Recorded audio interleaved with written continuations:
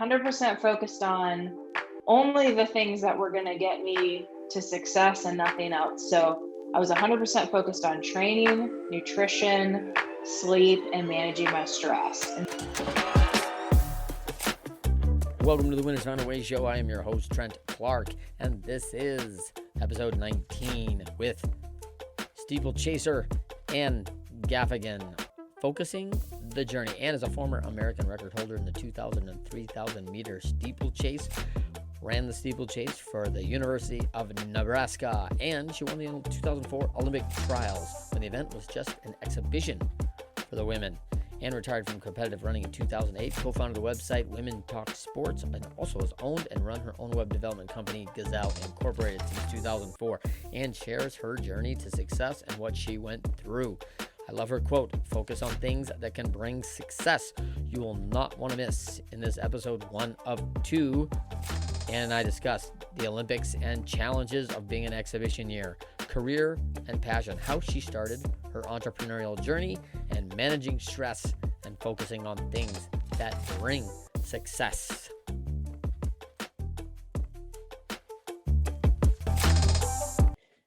Hi, this is Trent Clark with the Winners Find a Way show, and welcome. We are so happy to have you here. I am the CEO of Leadershipity, international speaker, serial entrepreneur, longtime coach, and professional baseball coaching in 3 World Series. And I am super excited to welcome my guest today, Ann Gaffigan. Ann, how are you? I'm good. Thanks for having me. No, it's so good to have you. Like, we've been planning this for a while, so I know. I'm super excited that we actually finally got together on this. It's awesome.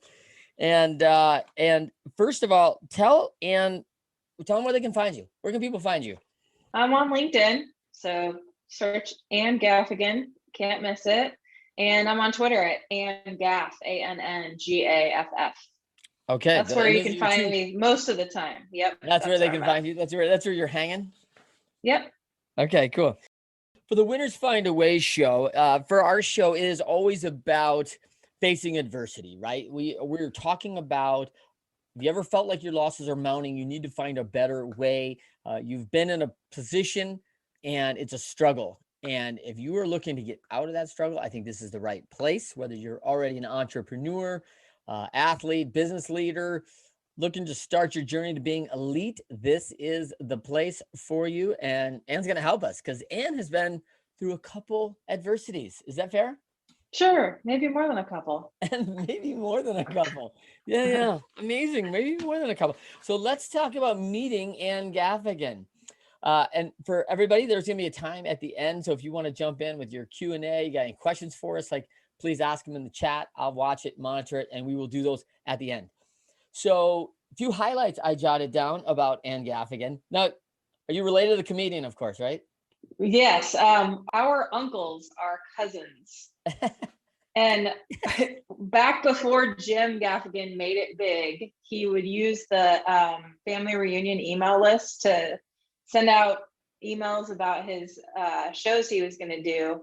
And he wasn't big yet. And so I was like, who's this relative that thinks he's going to be a comedian and is spamming my inbox with his little shows? And then one day the email said he was going to be on Letterman. And I was like, oh, this guy's legit. And then I saw him on Super Troopers and, ended up getting to go to a show or two and meet him. And we figured out how we were related. So our grandpas are cousins. Yeah. That is so cool. Okay. So you got all sorts of cool stuff about you, Ann. I love it. So you were the American record holder in the 2000 and the 3000 steeplechase. Is that right? Yes. And then you won the Olympic trials. You went to University of Nebraska first, did your collegiate career there. Are you from Nebraska or where are you from? I'm from Illinois, Springfield, Illinois. Are you really? Yeah. The capital. All right. The capital, the home of Lincoln. So Springfield, Illinois, took you a little west, and now you reside in the Kansas City area. Is that right? Yeah, correct. Awesome. So super excited. So you've done this running deal. Let's jump into that a little bit, right? Let's talk about the steeplechase. It's one of my favorite runs. Like I love the way you had a great article years ago about what really is about the steeplechase, like what it really is. I read that article from like cover to cover, right? That was in Wired, right? In Wired, yeah, in Wired magazine. Yeah, being a tech geek, it was pretty cool to be in Wired magazine, but talking about my athletic pursuits. It's Like pretty your cool. two passions, right? Like, hey, Yeah, it's yeah, I'm a steepler and I'm in Wired magazine, right? yeah, yeah. It was awesome. It's funny. And There I actually have multiple friends who are steeplers who are also tech geeks. I don't. There's something about it. there's something about going into the water like after a hurdle that makes I you think, you know guess it what? I doesn't should sound join tech. logical, but there's a correlation, I think. So remind me what you described in that article. I should have pulled that quote. In that article in Wired, you described the water scene, in the steeplechase of just like, chaos, right? Like this is where great, I think we watch like skateboarders and steeplers to see like what might happen in a couple instances. And Yeah, this I is think I one of those referenced places. NASCAR. Yeah, it's better these days. When I first did the steeple in college, it was the first year that they had it for women. Yes. And so naturally, everybody was doing it for the first time, and the water jump was just really rough. I Yeah. mean, it was just like you never knew who was going to fall down in front of you or hit you from behind. And so everybody would always gather over there and kind of wait to see a crash. It's better now. Crashes still happen. If you want to Google men and women, steeplechase water jump on YouTube, you'll find lots of people going face first into a barrier or into the water. But yeah. I love it. And it's true. Like you see some. So tell real quickly, what's the distance from the top of that hurdle to the bottom of the water? That drop is significant. What is it? Yeah, the hurdle for the women is 30 inches tall. Okay. The water jump, the pit is shaped like a wedge. So at its Right. lowest point, I believe it's a meter, and then it gradually comes up to be even with the surface of the track Yes. after 12 feet. So a meter plus 30 inches at the very highest. So the concept is, in addition to other hurdles on the track, of course, but on the concept on this is hit the top of that hurdle, get somewhere mid of the water because you don't want to land right behind the water. It's too the depth is too bad. You're gonna have a tough time getting out. So you got to get out to lower how much water you actually have to land in. Yep. So you want to land 1 foot in, 1 foot out. So first foot land in the water, which is a nice little cushion. And then you should be close enough to the end that your second step is out of the water. That's the ideal. That's the concept and idea. Mm-hmm. And how often does that work for you? Is it like you've got that nailed down like every time you could do that or no? Yeah, the water jump clicked for me pretty early. We practiced a lot into the long jump pit, but it clicked for me. So that ended up being one of my strengths, is being able to just, jump up on that without much effort, be 1 foot in, 1 foot out in the landing. And I really credit my background in soccer. I had pretty strong legs. It wasn't a big deal for me to do that in the middle of running hard. And I think for some people that was a big transition. You go right from, you're this college athlete, and then you say, all right, like, hey, I think I could take this to the next level. Did you know right out of college you were going to go compete, on the national level? I would say I knew going into college, but there were a lot of doubts that happened in there while I was in college. Coming into college, I was a star recruit and just felt like as long as I work hard, I can achieve anything, go to the Olympics and set records and all of that, no problem. And I got a pretty good dose of reality right away of what that level is like.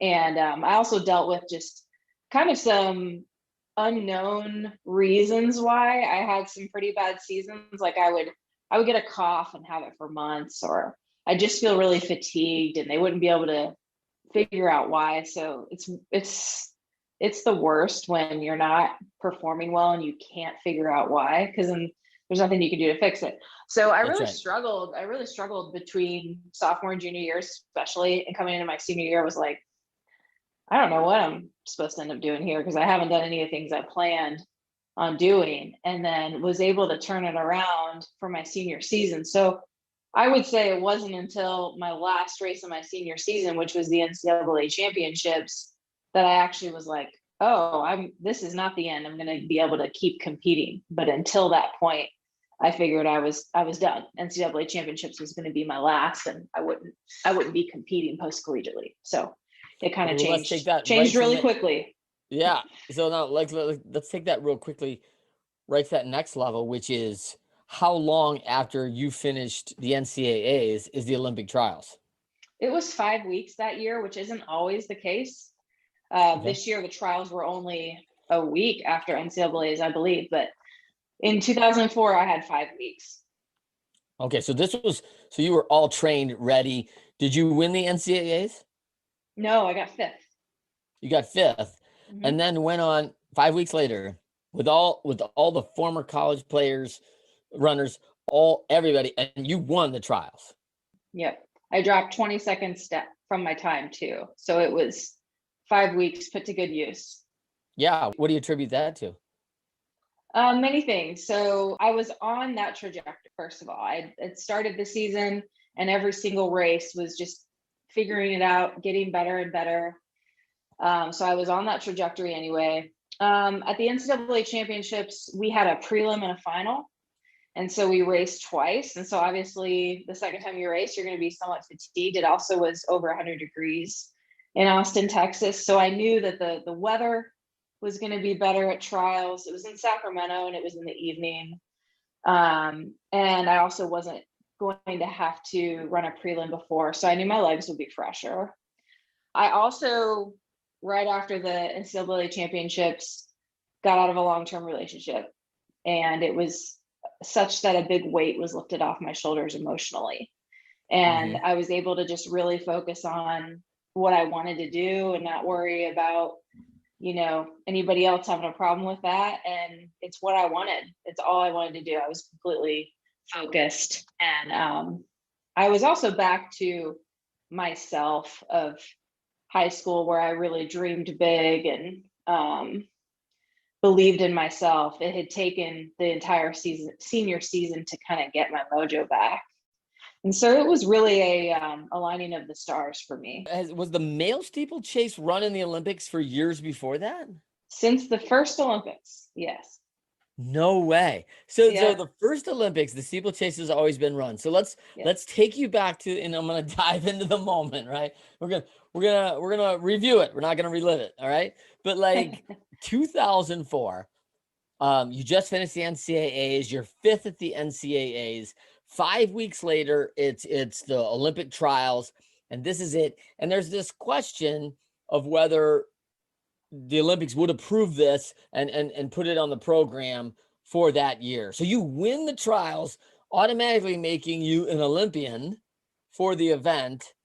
And then how long after that do you get the news like this is not, they're not going to do it? Winners Find a Way show is brought to you by Data Driven Operations, powered by Journeys. Journeys is a software solution that helps you create a winning formula for your organization. DD Ops, powered by Journey, helps you act as one, see as one, work as one, play as one, win as one. Are you looking for visibility, coachability, and productivity amongst your team? DD Ops is your software. Click on the link in the show notes to learn more. I already knew. So the way that it works for an event to be added to the Olympics, it has to happen basically at least 3 years in advance. Okay. The process has to start at least. So first it has to be included in a number of regional championships around the world, US championships, European championships, African championships, etc. And then it gets added to the world championship program. And that happens every 2 years. And it basically, if it's not added to the world championships 3 years ahead of the Olympics, it's probably not going to get added to the Olympics. Okay. Because that's just how the process works. So we all knew going into that race that it wasn't an Olympic event and there was no chance of it being added at the last minute. So I knew that, but I also didn't go into the race. Well, I would say I did go into the race thinking that I could place in the top 3 potentially, but it didn't really hit me that in another year I would have been an Olympian until the race was over. And I had won. I had set an American record. It was the number 2 time in the world so far that year when I ran it. And so that's when it really hit me that, if the event had been in the Olympics, I would have been a medal contender at that point. Yeah, right. And so for the year, it was that's a silver medal for the year, right? Yeah. I mean, if you just go in and compete just like you had all year, I mean, lots of things can happen, right? But I would have definitely been a contender. And so that's when it really hit me. And I would say that's probably the first time in my life that I felt like I wasn't able to do something, that I was hindered by my gender. It just hadn't happened before. I mean, growing up, I had played every sport I wanted to. There never Yeah. was an issue. And so I just kind of felt like that's not a problem for my generation. And it just didn't really hit me until the race was over. So a lot of us steeplechasers that had been doing it in college, and my freshman year in college was the first year that the women could do it. So it was actually in the NCAA well before it was in the Olympics. It was in the NCAA for the first time in 2001 for women. Okay.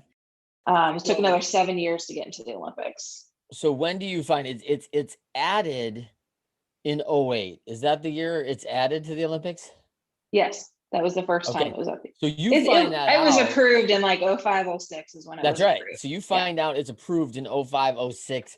Yeah. What's your competition status at that point in 05, 06? Are you training and getting ready, or what's your? I was absolutely training. I did not make the 2005 World Championships. Was a team that we could have made. That was the first international team we could have made. I didn't make that team, but I wasn't too far off of making the team. I trained thinking it's no big deal. I'll just qualify in 2008. And as any athlete will tell you that does Olympic sports, it's very hard to get things exactly right on one day and not have another chance for 4 years. Yeah. And so on top of that, the money wasn't there because we weren't an Olympic event. There wasn't a sponsor knocking down my door like they would have if I was the American record holder in any other event. So I very much was working and supporting myself. And who's to say that if I hadn't had to do that, I would have made the team, but it certainly didn't make it easier. So I was kind of splitting my attention for those next 4 years. And when I got to the 2008 trials, I thought I was ready to go and had a good shot. And on the day of the final, didn't have my best day. And plenty of women did, and I didn't make the team. Yeah, we talk about this day for that day all the time, right? Like, and when you talk about 4 years in between, we're talking near 1,500 this days for that one day that you have to be on to get in the trials, and then that one day in the Olympics. Like, there's just so much that has to happen. Yeah. That it's amazing when I think about the challenge and the mentality. That's a big challenge too. And now, did you study technology in college? I did. I was a computer science major. Okay. So were you already working in computer science, had already started like web development company? You've already just started that? Yep. I had started my own company. First started as a freelancer just so I had a flexible schedule so I could train as I needed, and ended up incorporating and running it as a business for over a decade. Wow. So this is how you're doing it. You're entrepreneur, to fund the dream. Yeah. And that's part of the gig, right? And so are you doing, web dev from 10 p.m. to 2 a.m. while you got training time during the days? No, you gotta get good sleep. You can't be doing that. No, I usually would do it more like between 11 a.m. and 3 p.m. during the day, and then maybe a little bit in the evening. But my training would come in the morning and in the afternoon, and I'd be working in the other hours. Yeah. Okay. Sometimes I remember working from a hotel in Greece that charged us by the minute for a really bad internet connection. Yeah. And they kept coming in and getting upset with me that I was still in there because I think they thought I wasn't going to pay the bill. And I was like, I'm going to pay the bill. I'm getting paid to do this work. I'm going to pay the bill. It's better than not doing it at all. So I've worked in many different interesting places. That's for sure. I've worked on trains, obviously planes. I've worked in many countries, and it was a good gig to fund the dream because of that, for sure. Yeah. Well, I tell that, to my kids now, and I'm like, that was the standard for us as athletes. Like, we did our homework on the planes and on buses. Like, hey man, you do it whenever you can, because it doesn't wait. Like, and you can't sit there and go, oh, well, I want to get back to my desk at my apartment or my dorm, or like, that's not happening, right? That wasn't an option. Not an option. No. All right, so let's talk a few things about like I love the quote from Chris McChesney and Sean McCovey. It says, "Winners, when shown data that they are losing, find a way to win." You've overcome a lot of things in your life. What about you when you're up against it, losing, found a way to come back, found a way down but not out? Talk to me a couple times on that, because you had some ups and downs through your university career. I mean, so you've been on both sides of it, super winner, right? Number one in the trials to not finishing where you want and all of a sudden doubts creeping in, all those things. Yeah, I mean, I largely did not have a successful collegiate career until the NCAA championships my senior year. It was pretty average, in some cases below average. So I had a decent freshman year and then really struggled for a variety of reasons. Sometimes I didn't even know what was going on with my body. Just wasn't doing what I was asking it to do. Computer science was quite a workload. So, there was a lot of stress associated with school. And, that had to have a priority as well. It wasn't one or the other for me. And so I think a lot of things contributed to that, some of which are unknown. And so when I went into my senior year, I had not done any of the goals that I had assumed I would achieve and I had set out to achieve, setting school records, winning Big 12s. It was Big 12 still. Nebraska was in the Big 12 when I was in college.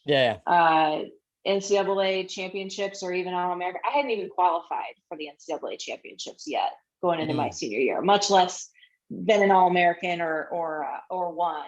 And I certainly wasn't anywhere close to qualifying for the 2004 Olympic trials, much less being a favorite to make the team. And so when I went into that final senior season, I really was just kind of at a crisis in my head of who am I? Because all my life, I had grown to where I thought I was this amazing athlete that was just going to accomplish all of these things.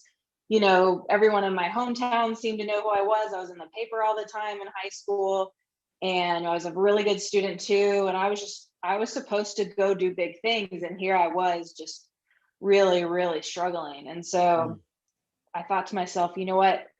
I just want to be able to look back on this year and say that I did everything I could. Yeah. Even if it doesn't turn out the way I planned, I don't want to look back and think, well, you should have done this or that, or, you were doing this wrong. And I didn't want to have any regrets. And I felt like I could at least control that. I could control that I was going to do everything that I knew to do. Yeah. And so that's what I focused on. And I also focused on just, let's start over. If you have a good race today, let's be happy today. And let's not think about where you thought you would be 3 years ago and just go from there. Yeah. And it worked. It really worked. I got into my outdoor track season, and the first race that I had, I set a little bit of a PR, but it was enough to make me feel like, okay, so I'm back to where I was as a freshman. That's better than I have been, in recent years. And then that just kind of progressed, and I was 100% focused on only the things that were going to get me to success and nothing else. So I was 100% focused on training, nutrition, sleep, and managing my stress. And so managing my stress meant the secondary thing I had to focus on was school and making sure that I took care of the workload as soon as I could, so I didn't let it pile up and it didn't become a source of stress.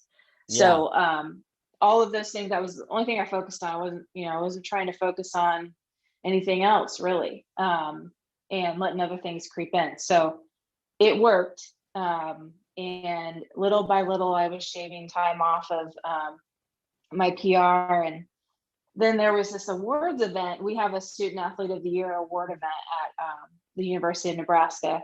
And someone had nominated me for Athlete of the Year, and I just submitted my essay and stuff, but thought, like, I know who wins those awards every year, and it's not me. I used to think that I was the type of person to win all of those awards, but it's not going to be me.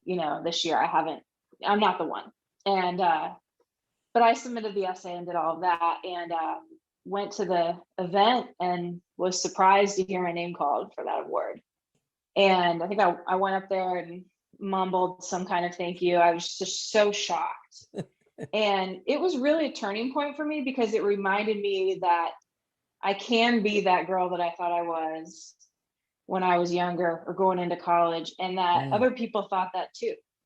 Yeah. So it just made me feel like, okay, there's hope here. Yeah. I have to start acting like it. Okay. And so I would say almost every race that season, when I shaved off seconds, I started acting like it more and more. Yeah. And thinking like it. Yeah, thinking like it. I love that. So a couple of things I heard in that, which I think are really great. So one of the things that I've found success, I think similar to you, was always no regrets, right? Like, hey, I think if I just leave it all on the line, like, let's see what happens, and I'm okay with the results.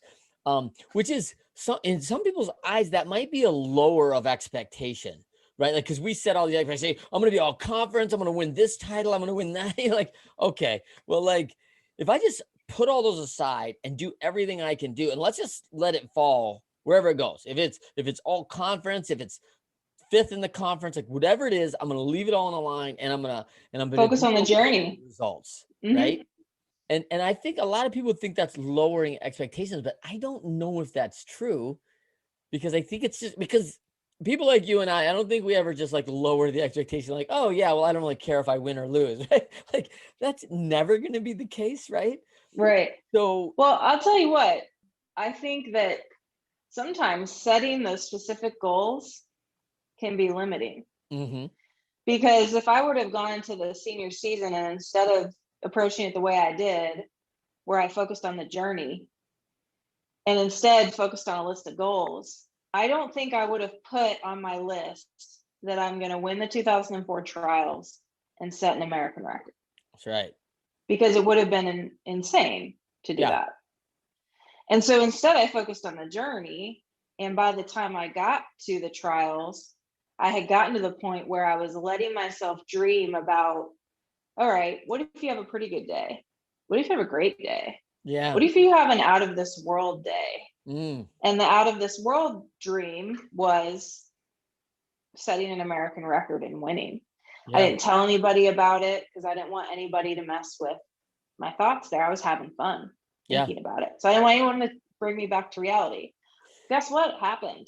Yeah, I think. So I mean, sometimes you can limit yourself by, especially at the beginning, like, I read this quote the other day. I think I posted it on LinkedIn.